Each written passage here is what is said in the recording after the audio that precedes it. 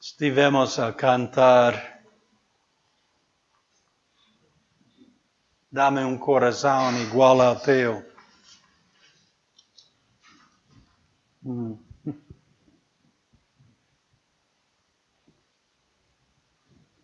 Às vezes sabemos que precisamos de alguma coisa, alguma transformação, alguma mudança em nós. Sabemos que precisamos.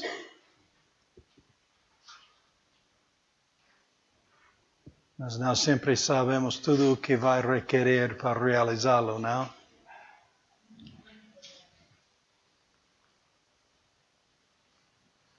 Ter o coração do Senhor e tanto precisamos. Nos vai custar mais. A salvação não, custou Deus.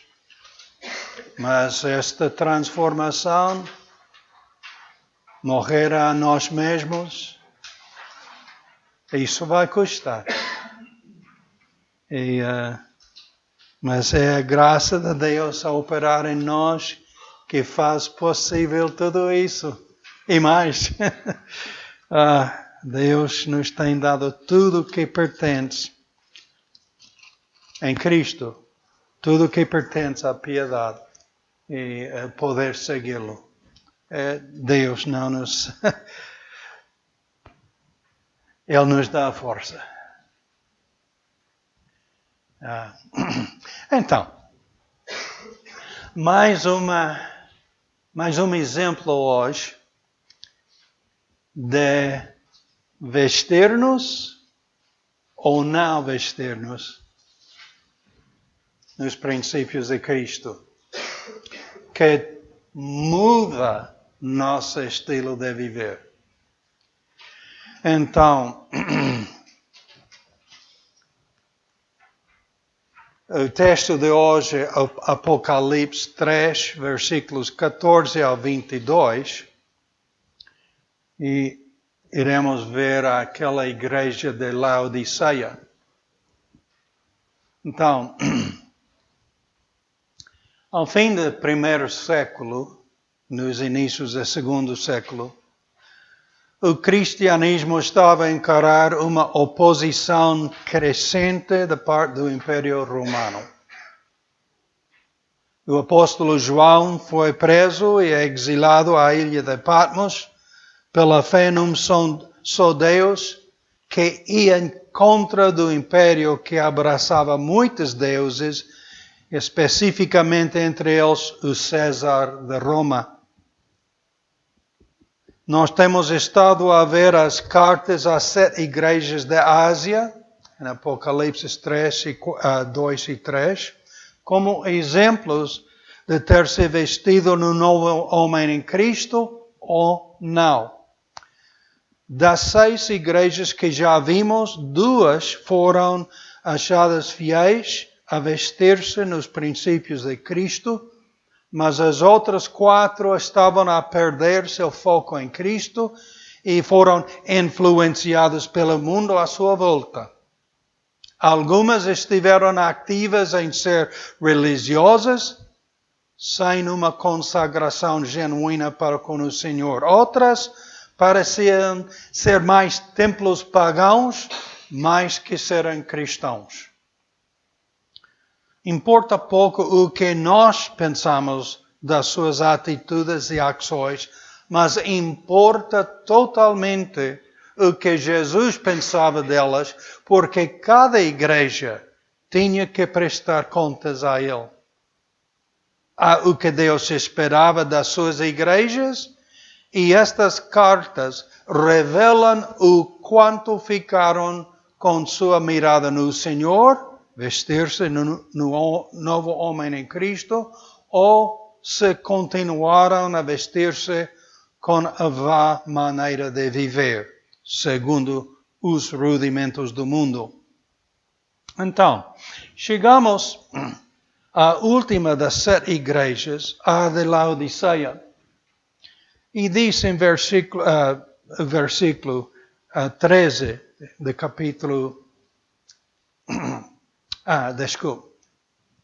Laodiceia ficava perto de duas outras igrejas que o apóstolo Paulo menciona em Colossenses 4:13.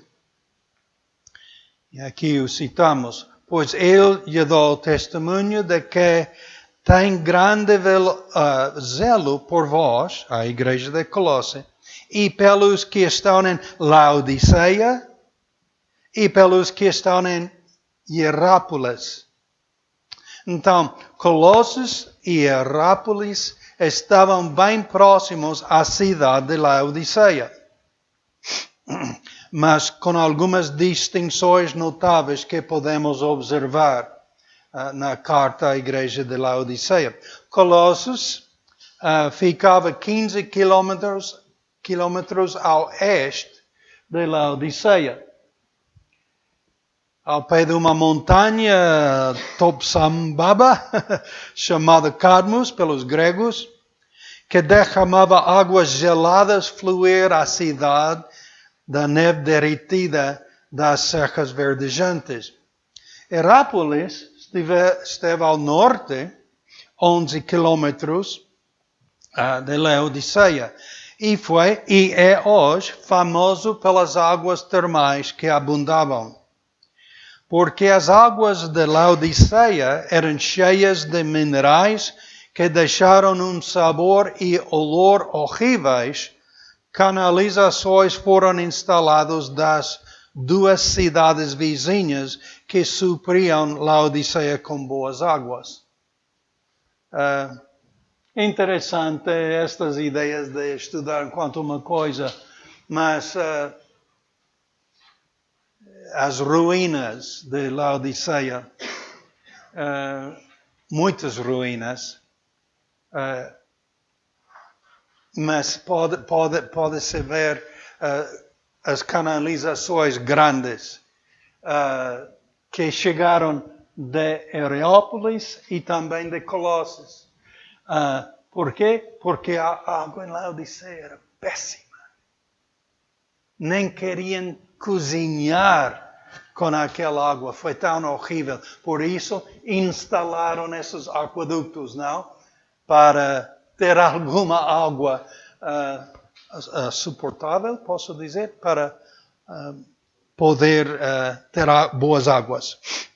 Então, Laodiceia foi escolhido ser um centro comercial por causa de 3 estradas principais convergir lá.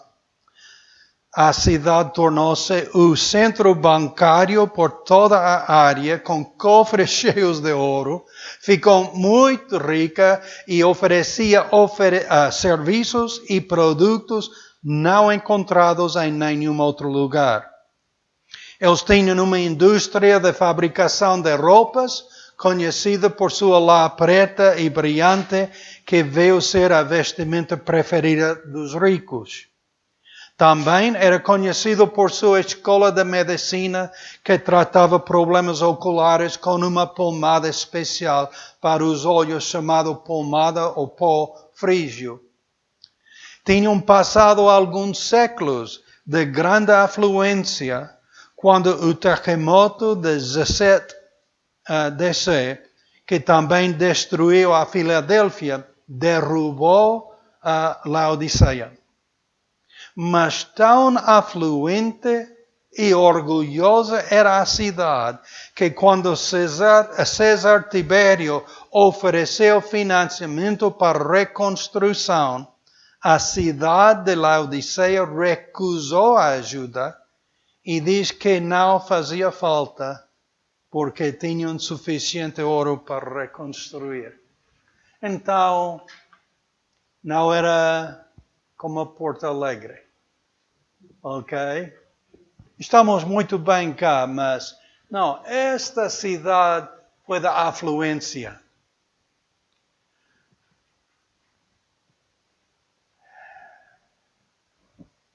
Estamos muito bem cá em Laodiceia. César envia esta ajuda para outro. Estamos muito bem.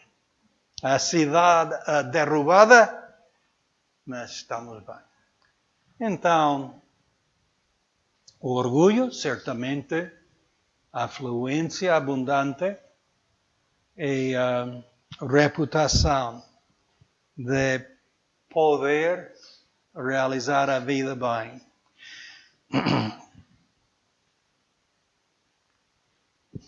Em Deuteronômio, Moisés admoestou a Israel para não esquecer a benção de Deus, para não ser castigado por ele.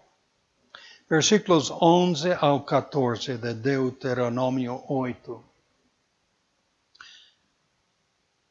Guarda-te para que não te esqueças do Senhor teu Deus, não guardando os seus mandamentos e seus juízos e os seus estatutos, que hoje te ordeno, para que porventura,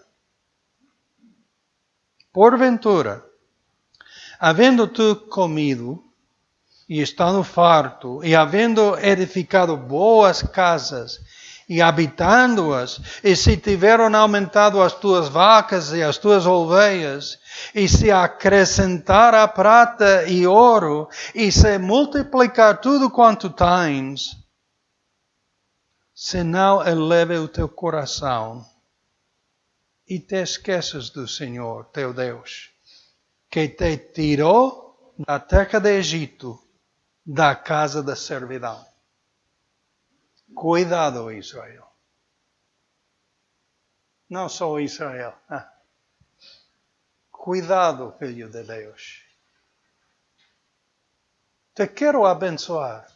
Mas em abençoar-te e tudo te vai bem, não te esqueças de mim. Que eu fiz isso para ti. E teu coração se engrandece. Temos tudo. Não precisamos da tua ajuda.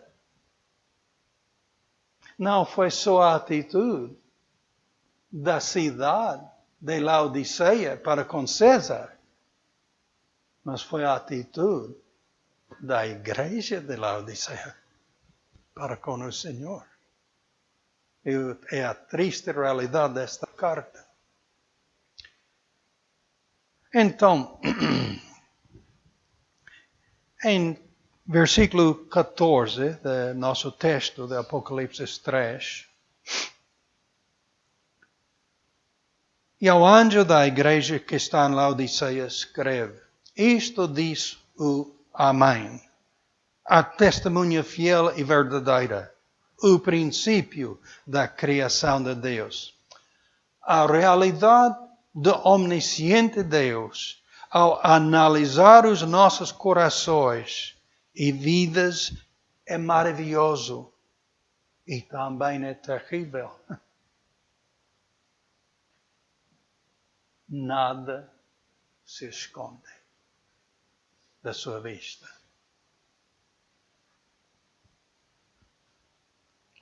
Nada se esconde dele. Ele é fiel, ele é verdadeiro e tudo começa e termina com sua palavra.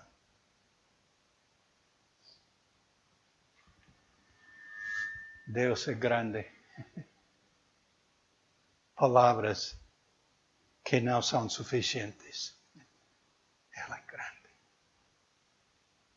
Mas também é terrível. Só é de cair sob seu castigo para perceber isso. E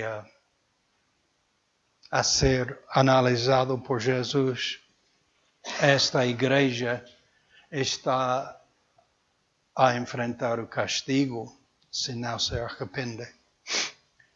Versículo 15 e 16 diz: eu sei as tuas obras, que nem és frio, nem quente. Tomara que fores frio ou quente. Assim, porque és morno e não és frio nem quente, vou matar-te-ei da minha boca. Que feia. Que feia ideia! Jesus usou o que o povo conheceu das suas águas para descrever sua condição. Aquelas águas que ninguém queria tocar, ninguém queria utilizar, porque eram feias e o olor era um cheiro horrível. Tu és como a tua água. Ai!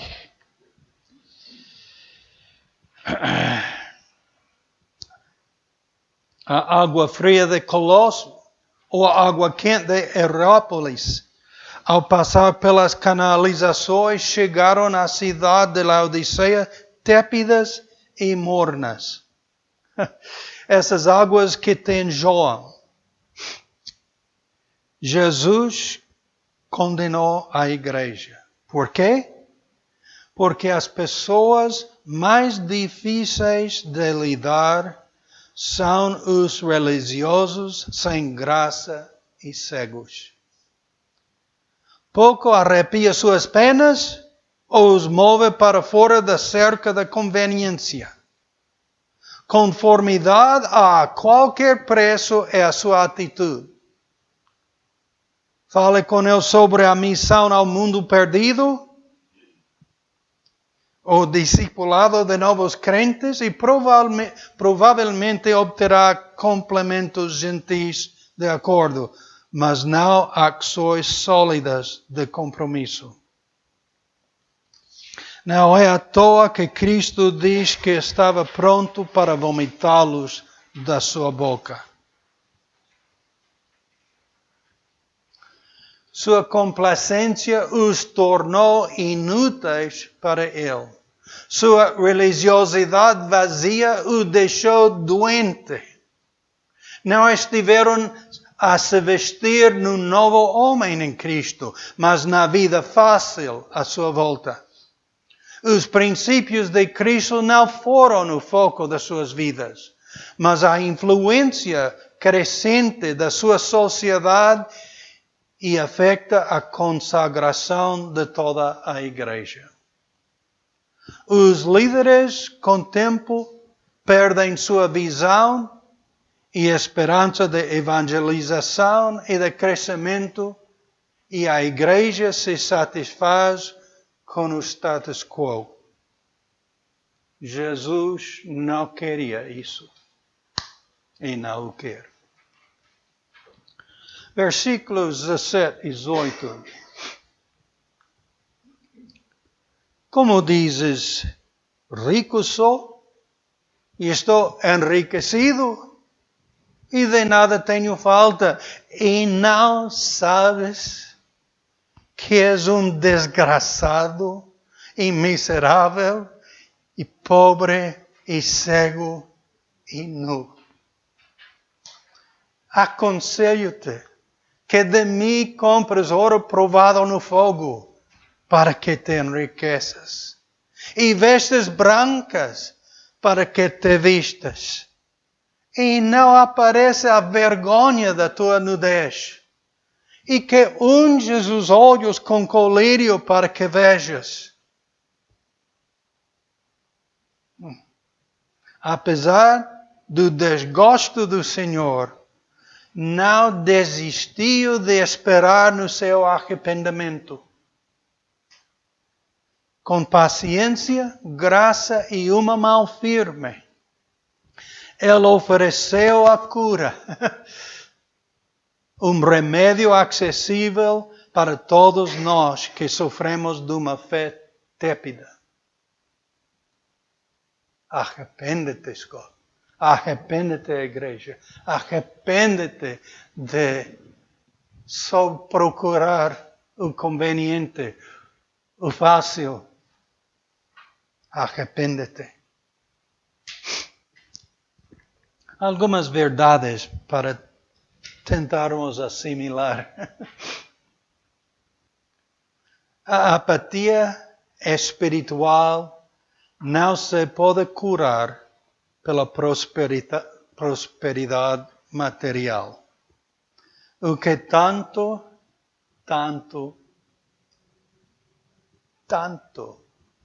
procuramos não satisfaz. A riqueza espiritual vem do Senhor ao servi-lo fielmente. Envolve passar tempo na sua palavra e render-nos a ela. Envolve a vontade de comprometer-nos e nossos bens à obra do Senhor na igreja local, na comunidade e entre as nações. Se disponibiliza assim? É uma boa pergunta. Começamos esta série apenas atrás das semanas de missões. Se lembram?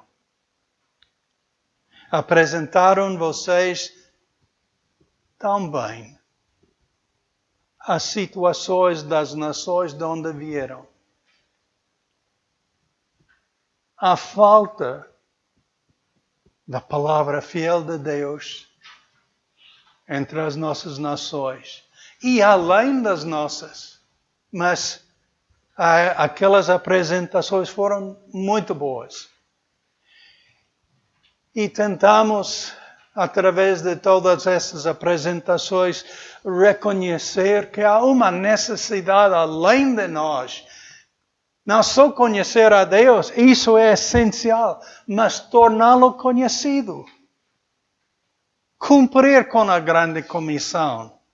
Ir por todo o mundo para pregar o Evangelho. Ensinar e fazer discípulos, batizá-los e ensiná-los o resto da palavra de Deus.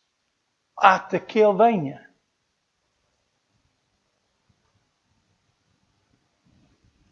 Então, para o realizar, Paulo diz, temos que vestir-nos no novo homem. Temos que deixar a vã maneira de viver, o velho homem, e viver Cristo.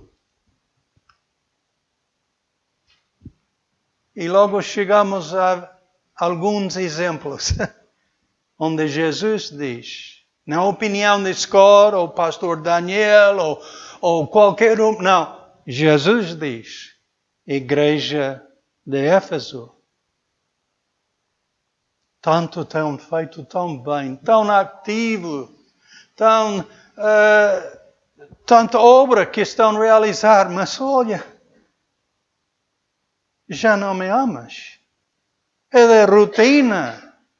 E o que se espera de vocês não é de coração comigo. Perdeste teu primeiro amor. Arrepende-te e volta a amar-me.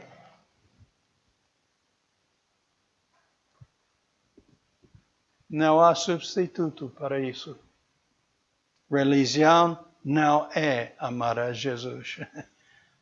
Amar a Jesus é amar a Jesus. E o amar requer servir. Amor sem servir não é amor. Então, Éfeso, logo Esmirna. Bem feito, Esmirna. Continua sob a perseguição. Continua. Não tem palavra negativa para aquela igreja. Só encorajamento. Continua até a morte. E assim passamos entre as diferentes e chegamos agora a Laodiceia. A igreja que Jesus ama. Ai de ti. Quero vomitar-te da minha boca.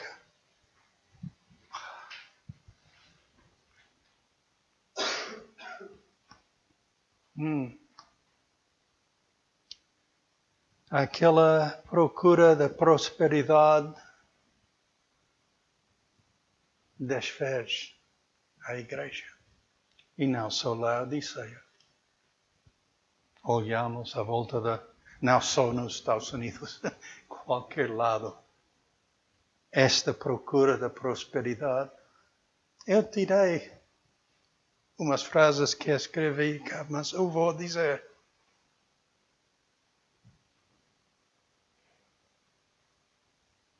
Sim. Portugal é uma oportunidade para muitas pessoas de outras nações. Mas para quê? Não? Para quê?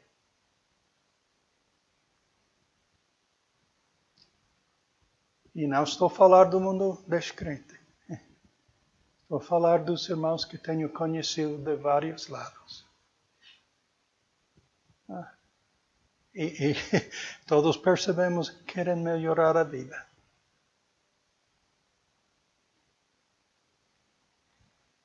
Todos queremos isso. Todos. Mas quando isso é o alvo de um crente, já não é o servir ao Senhor. Podemos prosperar em servir ao Senhor. Amém. Mas qual é o nosso alvo? Não podemos esconder o motivo do nosso coração do Senhor. Se prosperar materialmente, ter a vida fácil, é meu propósito, já estou mal. Estou em pecado. Estou a viver para mim, não para Ele. Ajuda-nos, Senhor, a focar-nos bem em Ti e não ser enganados pelo mundo à nossa volta. Então, a apatia espiritual não se pode curar pela prosperidade material. A riqueza espiritual vem do Senhor ao servi-lo fielmente. Envolve passar tempo na sua palavra e render-nos a ela. Envolve a vontade de comprometer-nos e nossos bens à obra do Senhor na igreja local, na comunidade e entre as nações. Estamos dispostos a isso. Também outra coisa para pensar. O Senhor quer que troquemos a nudez espiritual por roupas brancas. A igreja de Laodiceia não precisava daquelas vestimentas pretas e custosas, mas das vestimentas brancas de perdão que somente vêm de Cristo. A justiça na qual devemos andar não é nossa, porque não temos.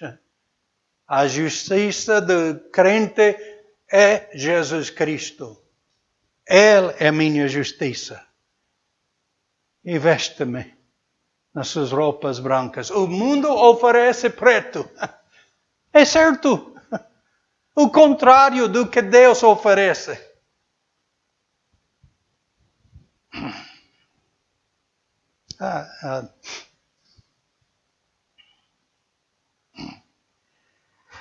Tal perdão vem de uma confissão honesta e uma nova consagração ao Senhor. Está disposto a pagar o preço de morrer a si mesmo. Não soa muito atrativo.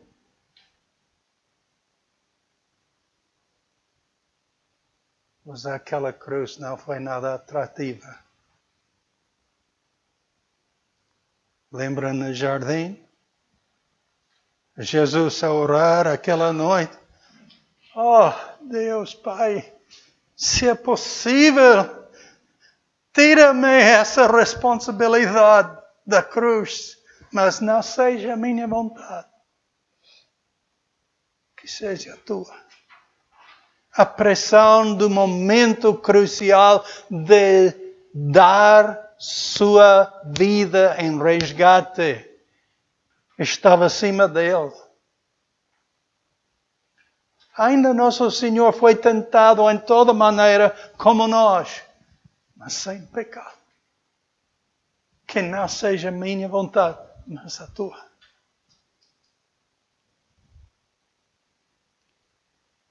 Não é atrativo morrer a nós mesmos, mas é essencial. É essencial.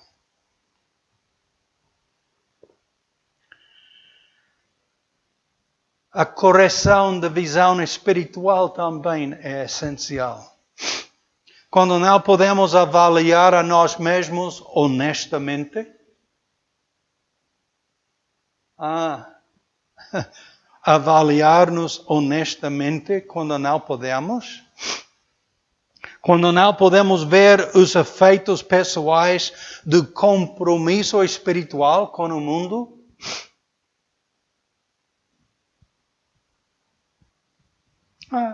tudo bem contigo, como as outras igrejas que já vimos. Tu acreditas em Jesus, tudo bem, eu não, mas tudo bem, estamos cada um da sua maneira, não? Um compromisso total, distinção de Cristo tantas vezes desaparece. Nós precisamos do bálsamo restaurador da visão encontrado apenas em Jesus Cristo para curar o auto-engano.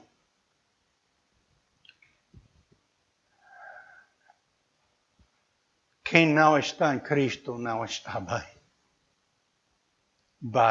Vai para o lago de fogo.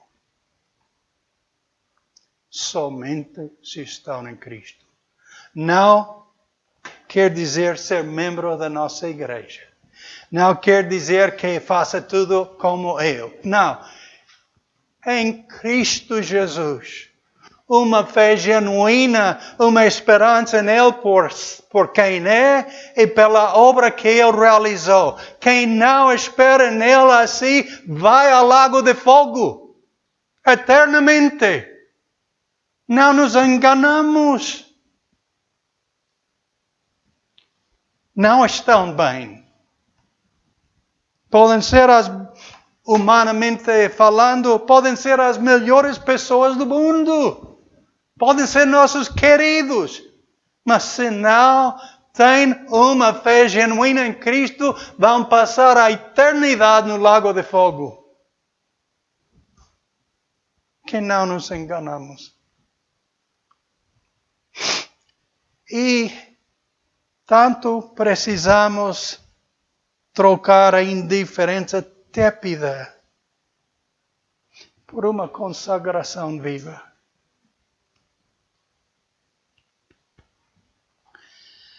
As nossas decisões precisam de ações apropriadas para realizar essa mudança.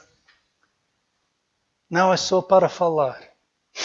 Quando falhamos na aplicação da verdade, corremos o risco de cair sob a mão corretiva de Cristo. Se és fiel pai, corriges e castigas teu filho se desobedece. Quem não compreende esse princípio está a falhar seus filhos. Em amor, disciplinamos e corrigimos nossos filhos. Cristo é o melhor exemplo disso. É o que Hebreus capítulo 12 nos ensina. Qual pai há que não corrige e castiga seu filho? Se o ama, o corrige. Então, temos um mundo à nossa volta que está a condenar os pais que disciplinam a seus filhos.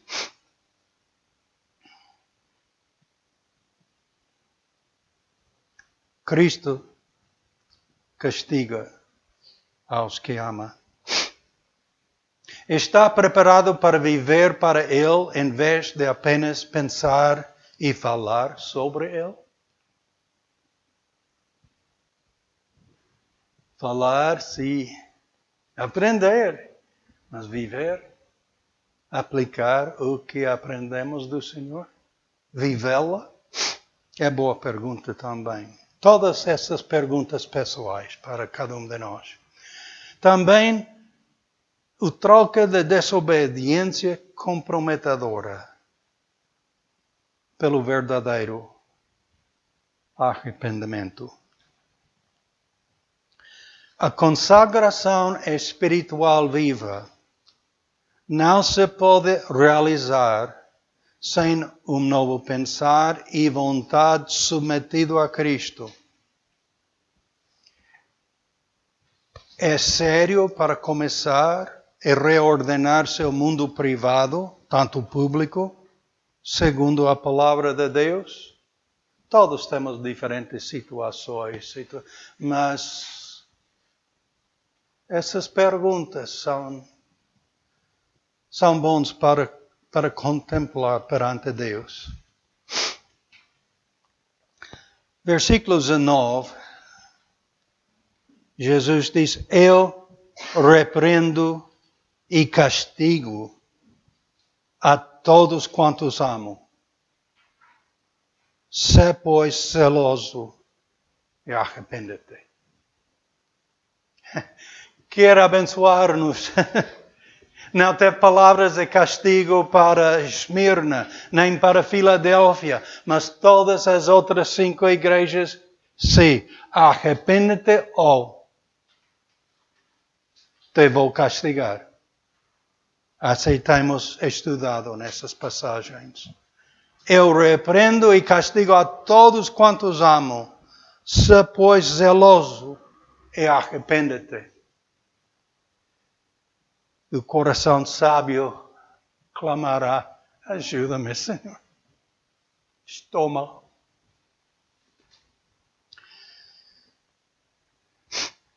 Versículo 20. Eis que estou à porta e bato. Se alguém ouvir a minha voz e abrir a porta, entrarei em sua casa e com ele cearei e ele comigo. Há 2 maneiras que se aplica por muitas boas igrejas, irmãos. Esta passagem se usa muitas vezes em ajudar alguém a abrir seu coração ao Senhor para ser salvo. O início, o nascer de novo. Cristo quer estar nas nossas vidas e não está. Há outros que usam esta passagem, como Jesus está a falar, a uma das suas igrejas, mas ele não está. Ele não é a influência das suas vidas. Está fora a tocar. Ouça. Igreja, ouça-me. Estou cá. Não estão a focar em mim. Quero ter comunhão contigo. Deixa-me entrar. Se é uma pessoa sem Cristo, que precisa que Cristo entre na sua vida, ou se é um crente, deixar tudo demais influenciar sua vida. O Senhor está a bater. Eu quero ser o Senhor da tua vida.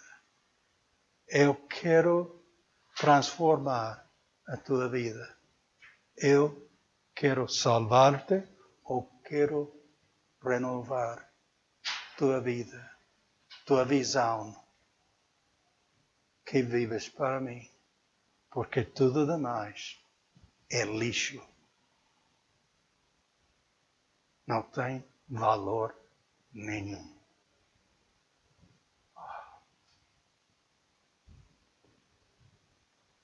Ajuda-nos, Senhor. Versículo 21.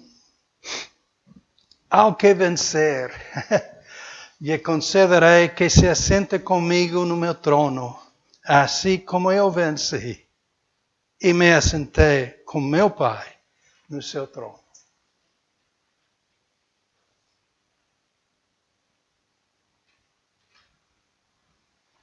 Eu lembro um cântico, quando era jovem, entre os quartetos nos Estados Unidos.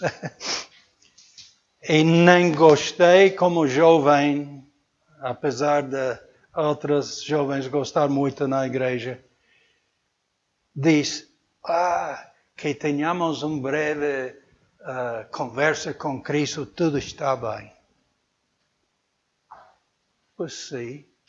Mas a ideia do cântico deu a ideia de um relacionamento tão ligeiro, tão passadeiro. Não nada profundo, como Jesus está a dizer aqui. Que tenhamos uma comunhão um com o outro. Que sentamos a cear. A ceia naquela altura não era como os gringos. É rápido, McDonald's e em 20 minutos entramos e saímos e já é outra... Não. Aqui também em Portugal, graças a Deus, muitos não têm perdido a arte de sentar numa ceia, um almoço e conversar, conviver. Precioso isso. Em tantos lados se está a perder. Mas não só esta convivência cá que Cristo quer, mas Ele diz, olha, eu quero muito, muito mais do que isso contigo. Eu quero que sentes comigo eternamente a reinar. É difícil tentar compreender o que pode ser tudo isso. Mas vai ser prêmio àquele que foca-se no Senhor.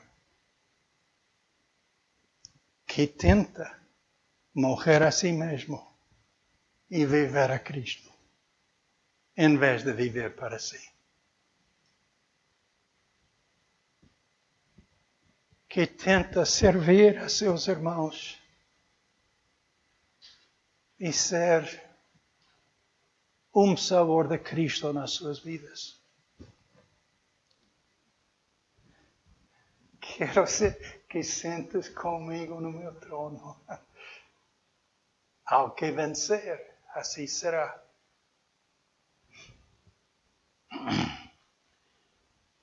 E logo,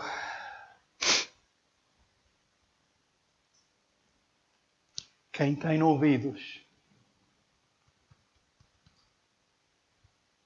cada uma dessas cartas, assim Jesus terminou. Quem tem ouvidos, ouça o que o Espírito diz às igrejas.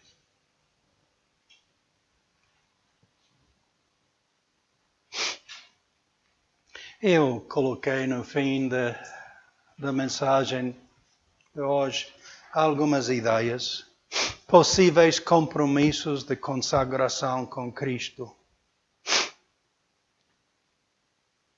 Dedicar sua vida à obra missionária. Temos tido entre nós jovens, até agora somos jovens, que expressaram esse desejo. Satanás está a lutar totalmente contra essa decisão na sua vida.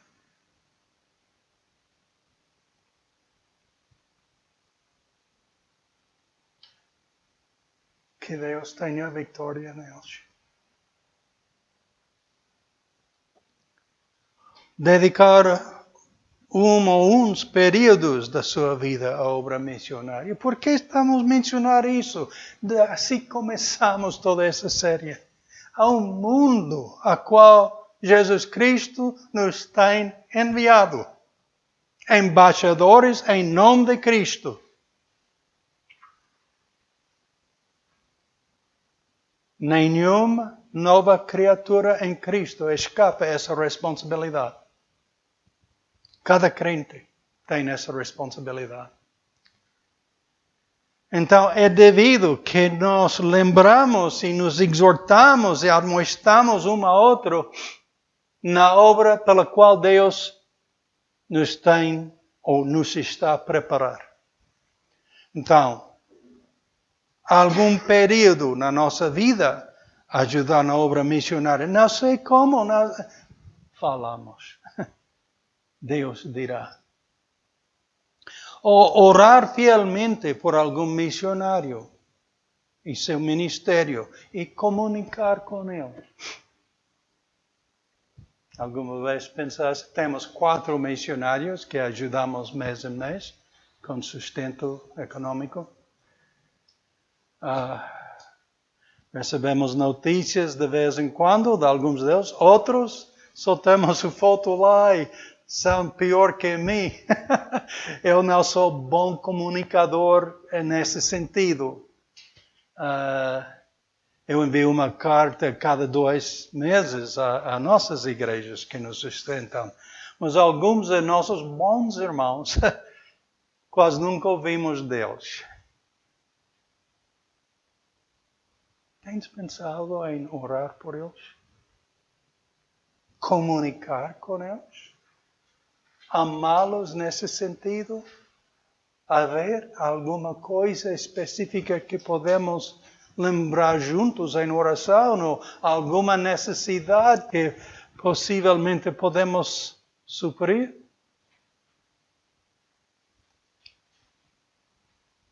Ou podemos comprometer-nos a participar no programa missionário da igreja.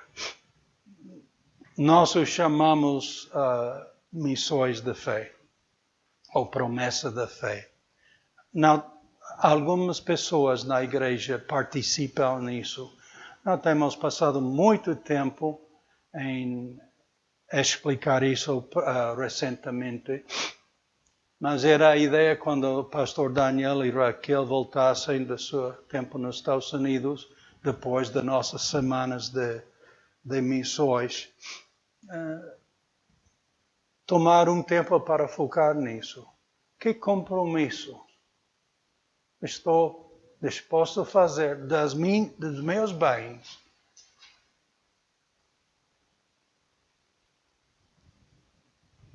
para que outros ouçam o Evangelho? Não todos estão dispostos, mas pode ser um compromisso genuíno para realizar. Ou outro compromisso, aceitar e desenvolver alguma responsabilidade na igreja. Isso é mais local. Aqui, quem limpa o chão? Quem tira a erva de passeio lá fora, ou cigarrilhos, ou que os vizinhos deitam por centenas? Ou o que requer de obra semana em semana para que tenhamos um lugar limpo e apresentável para que cheguemos e estejamos bem. Trabalho.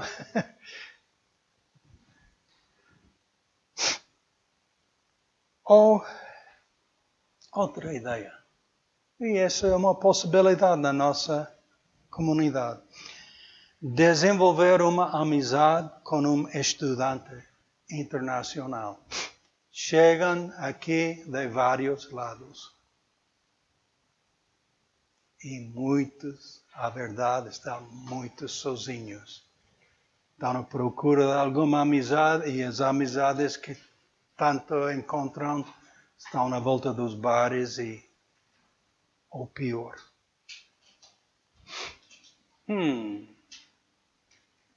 Requer tempo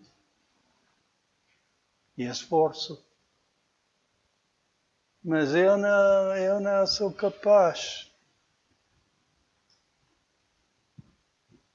Eu compreendo esse sentimento. Somos muito incapazes de muito disso. De tudo isso, realmente. mas pela graça que Deus nos dá, podemos abraçar compromissos com Ele, com a igreja, com outras pessoas que exaltarão o Senhor Jesus Cristo. Podemos vestir-nos em Cristo em vez da nossa vã maneira de viver. É o que Paulo estava a exortar, é o que João está a exortar, é o que Jesus está a demandar de nós, de todos os seus. Então, Pai, Tu és Deus, cada um de nós somos pecadores, incapazes de cumprir a Tua vontade por nós mesmos. Mas nos tens dado o Teu Filho. E por Ele, e em Ele, estamos bem. E Teu inimigo, nosso inimigo, quer tirar nosso foco dele. De uma vida submissa, entregada e obediente a Teu Filho Jesus Cristo, o Senhor dos Senhores e Rei dos Reis, o Juiz do mundo, o mesmo Criador.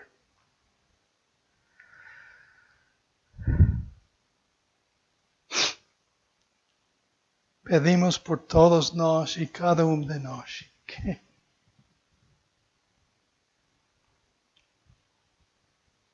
que Tu tens a vitória em cada um de nós, no nosso meio como igreja e nos ministérios que Tu queres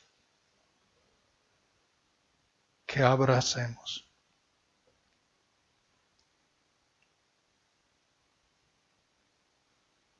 Guia-nos, Pai.